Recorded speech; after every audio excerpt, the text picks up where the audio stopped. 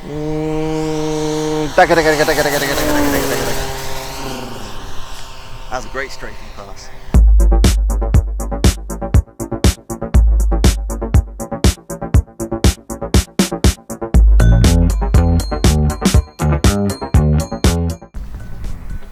Hello, good morning and welcome to Stuart Warren RC. I'm Stuart Warren, this is my RC channel, and as always I've got my very good friend Tom Cool behind the camera. Hello. And we are here today to bring you a full flight review on this model. This is the VQ P-51B from H-King. I got this a few weeks ago and it's an ARF.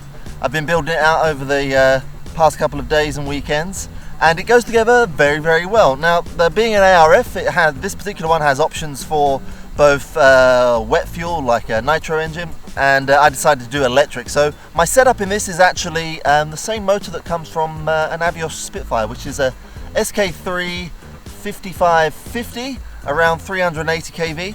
It is running on a APC 1510 propeller, and battery wise, well Tom, let's get a little closer here. As you can see, I've got a 4500 6S in the belly of the beast, as it were, and I've got a 5-cell nickel metal hydride running all the servos, and just for your reference, that's located here, and I've got a cutaway of that as well. And I've got I think I'm rocking an 80 amp speed controller on this one. Pretty much standard servos throughout. If you just flip it over, except for on the flaps, these are mid-sized servos, around 16 or 18 grams is what the manual calls out for. Then standard size 45 gram servos on the ailerons, rudder and elevator, and it does go together very, very well. In terms of modifications, I didn't really do much, not much at all really. I just built it pretty much as the manual says. The manual's pretty comprehensive, but I'm quite the old hand at this now, so I've got much experience, so I just followed my own initiative there. One thing that this model does come with, now this is on the market from other vendors, but from what I've seen, they don't include the electric retracts or the oleos. And the oleos are actually really quite nice. Can you see those there, Tom? Yeah, I can see them, yeah. There is gear doors, but I chose not to attach them. The only weakness, I guess, this pin here, you see that, Tom? Yep. That pin there is a little bit soft, so you have to bend it a bit, and there's a bit of slop in there. But it's got a slightly more forward rake, it's got a very much more forward rake than scow. But what you got to remember with this model, it's a sports scow model. All the VQ models pretty much a sports scow. So if you're looking, I think, Tom, this is the type of model that might appeal to someone like you, right? Yeah. Someone who's looking for a model that looks like a warbird, but isn't exactly super scow.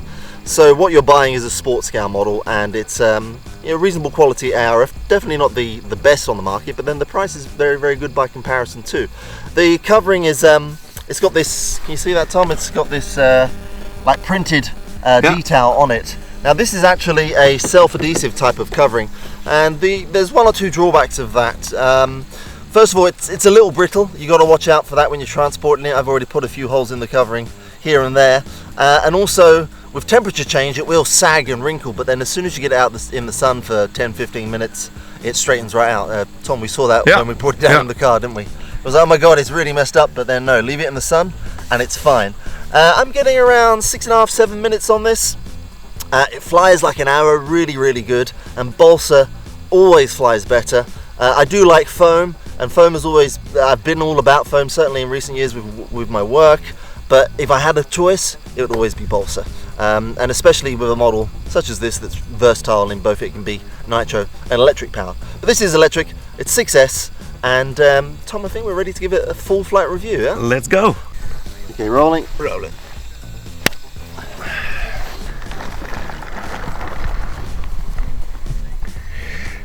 Alright, so much with any tail dragger, I'm going to high rates on the elevator just to keep that tail down. So when I'm taxiing, I'm pretty much holding full up elevator like that all the time to stop it from nosing over. It does have that more forward rake on the undercarriage, which certainly helps, but it's just a good habit to get into with low wing tail draggers such as this. Ready to rock? I'm ready. Where's the wind now, actually? Yes. Do the little... Oh, it swung around, so I have to taxi around to there. Alright, okay. How's that looking? Good. Bouncy, but that's okay. The tail wheel is steerable, but it's just sprung steel, so it's a little stiff. You can see the oleo's working nice. Yeah. You can see that they are spread out a bit. It will take a bit of a beating on landing, but you do need to check those pins that they don't bend, because it will stop the gear from retracting. Now, one thing I didn't mention when it was close. It does have flaps. Mid is just a small amount, maybe about 10 degrees. I could only get around 25 degrees full deflection, but actually it works really well. Okay, so I'm going to take off with mid flaps. I'm in low rates now. You ready, Tom? Yep. Have a great flight. Thank you. Taking off. I'm full up elevator now until the speed picks up. A little bit of rudder to correct. Let the tower come up. I ease on the elevator. Full power. Well, half power there. Flaps go up. Gear goes up. That was at half power, that takeoff. I bet that's hard to see now, Tom, is it? Yep. Right. But I got it. You got it? Right, let me just get a little bit of trim. With my setup, I did need to add around 20 grams to the tail. And let's see how it flies on full power now. A little bit of down, a little bit more. There we go. How's that looking? Yeah, good. All right, so let's do full power pass. Coming in. Tom, you got me? Yes. Okay, here I come. Really, really rock solid. Look at that. Does not fly that good, I'm afraid. No. The balsa set certainly does. It looks nice. And it's really, really rock solid. We'll explore the stall in a minute, and that's at half throttle now, cruising nicely. Doesn't sound overly out of balance. Now, what I really like, Tom, maybe you can see it there in the turn. You see those white stripes? Yeah. They're markings that were applied to this particular unit in World War II, but they really stand out well. I really, really like those markings. Now, of course, this is the P-51B. This is the nice light. Yeah. Yeah. Reflecting on the reflection. Yeah. This is the earlier version of the Mustang. It's still the Merlin or Packard Merlin powered, but this is the B variant with the Malcolm hood, as it were. Well, I know the British had the Malcolm hood. This is a variation of that, and it's got that raised decking. So it's a more unusual, or less common Mustang than you would see on the field with the P-51D, which is the full bubble canopy. Right, one more pass, then we'll explore the Aerobatics. I see those colours there. Maybe you're not in the sun there. Sorry about that, Tom. Oh, it's okay. But great grooving warbird flying. Right, I'm going to do a low rate roll downwind. You ready, Tom? Ready? Okay. And that's low rate. Probably a little more than scow, but that's the way I like it. I don't like my models overly sensitive, but I will go into full rates on the ailerons now. Tom, you ready? Yeah, ready. Do a left roll. And it's a little bit faster. I followed the manuals pretty much with the settings, tweaked them a little. How's that, Tom? Yeah, it's good. All good. I'm sharp today. Okay, good. All right, I'm going to do a low power. This is like a third throttle. Oh, yeah, that looks good. That it inspires a lot of confidence, this model. I'm going to go up and do a stall turn of sorts. Tom, how's that? Yeah, all good. Lovely. Right, I'm going to take it a little bit away down the strip, and we'll go into a loop at full power now. Nice and flat entry. Pull up, pull up, pull up, pull up. Keep pulling, keep pulling, keep pulling. Drop off the throttle at the top. Ease on the elevator. A little bit of a not completely round loop there, but that's okay. Did you get that, Tom? Yeah. Do you need another? Yeah. No. It's perfect. Okay. All right. Look at this. I'm just going to come third throttle now. I really like how you can fly this low. And we'll explore the stall in a little bit. Those invasion stripes actually really help us as well, hey? It also looks rock solid. Yeah, it is. And this is what I was going to say. When I started flying nitro balsa models, 20, 25 years ago now, I never would have dreamt of flying this low and close. It was always flying really, really high up in the sky, so it was virtually a dot. But then, one of the benefits I really found with foam electric models is that it really builds your confidence in flying, because you're that much willing to push it, I guess, because it's foam. But the benefit and the upshot of that is that I've been able to translate that to flying with the balsa models, and I now have as much confidence flying a model like this balsa as I would a foam model, and in a relatively tight space. That's nice. Yeah, lovely. All right, let's. I just want to take it up and try the stall. So I'm going to bring it into wind. It only needs just over half throttle to maintain. Yeah, I could even climb a bit at half. There, it's climbing at half throttle. Nice. All right, so we'll come around. I don't really coordinate the turn. I mean, I do out of habit, but it doesn't really need it. So this model will stall, but only when it's pretty much at a standstill. So you ready, Tom? I'm ready. Yes. Okay, and that is full up. now. So it will drop a wing, but you see it was virtually at a standstill. Just let the nose come down, let the speed build up, and bring it and level off with the ailerons and apply power. You ready? Ready. Full power fast.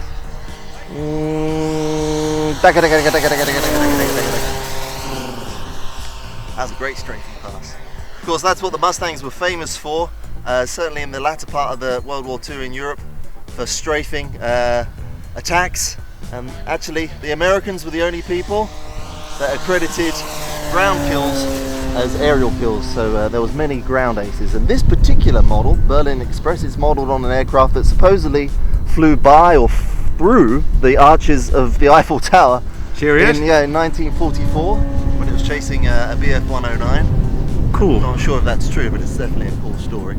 Okay, let's do a dirty pass. I've got about a minute left, so I'm going to bring the...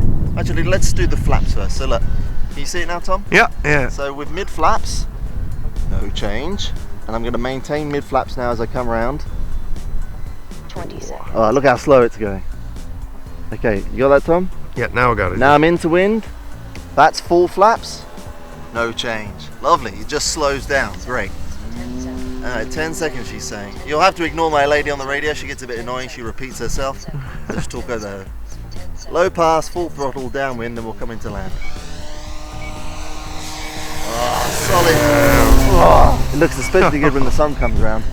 Okay, now I was crosswind actually, so I'm going to bring it into land. The gear has come down. I'm going to ease off the power. I'm just going to come this side of you, Tom. Yeah, it's good. I'm on mid flaps now. Got to fly it in with a bit of power. I think I might. No, I go full flaps just to slow it down a bit. Not much wind today. Oh, this is going to be a long one. How's that, Tom? Nice. Nice. A little bit of a walk, but actually we can Smooth, taxi it back. silky landing. Do you see those oleos working nicely? Yeah. The pins there, yeah, they're a little soft for sure, but you can land this model very, very easily. I'm not a great pilot, and I found that easy to do. Tom, you've had to go on this as well, haven't you? You Yeah. thought it was very easy to fly. So let's just bring it back around now. Again, I'm in full elevator for taxiing, and we'll just check the battery. Look at that. I'm gonna try to zoom in on the oleos. You see that? Sorry about the beeping. See them working? Yeah. Just come inside of it. Yeah, quite a forwards rake on that, but let's go throttle safe. But it just makes for a very well-behaved model on the ground, as it is in the air. Now what we'll do, I think I've actually got a battery checker. Serious? I don't, sorry. I made a point of thinking I will bring a battery checker and check it. Okay, well with the power of editing, we're going to cut and then bring it back to the bench because this guy wants to fly, and then we'll see what the cell is. But I'm going to keep it on, and you can tell I'm going to keep it on because there's my timer there. It's below 50 seconds beyond the timer. My throttle is disarmed. All right. And that's the end no of the... cheating. No cheating. That's the end of the sped up footage because I forgot the cell checker. Throttle is disarmed. Alright, here we go. So that was a 4500 6S around 40C. Let's have a look. I used a battery strap off my old Spitfire, and I had that velcroed in there as well. It's a little bit tight, but oh, that's the point. With the electric version, Tom, can you see here? There was a bit of wood across here. Yeah. I had to cut that away to get that in. Get it fixed. Yeah. Fit. I think it's mainly because of the fuel tank that would have been provided, which is provided, and if you were using nitro you would have kept the wood there. So, moment of truth. So that was 51 seconds below my timer. If I reset my timer, 7.5 minutes approximately. Pretty good. Let's see what we got. 46% still. Oh, yeah. Nice. So I think, well, you could probably push it to 8 or 9, maybe even 10 minutes. Yeah. Doesn't need power all the time, but it's certainly fun when it's on. One other thing I wanted to know, I talked earlier about the covering.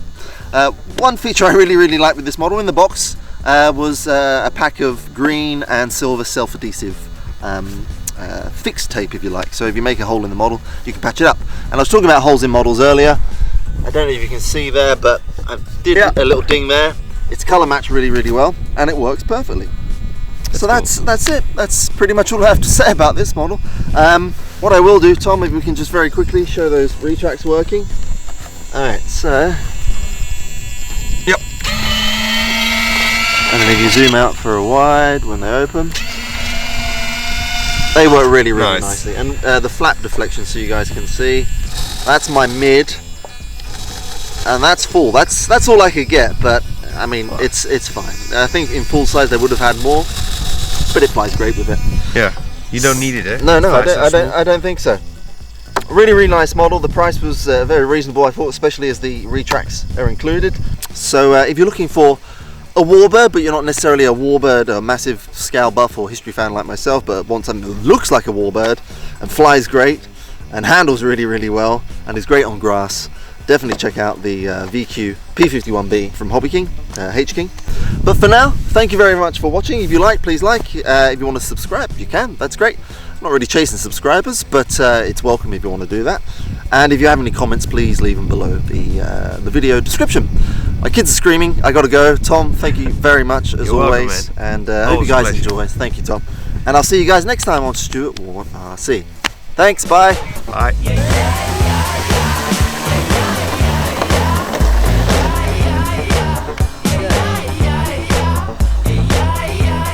Look at that. What a maiden. Look at that little bit of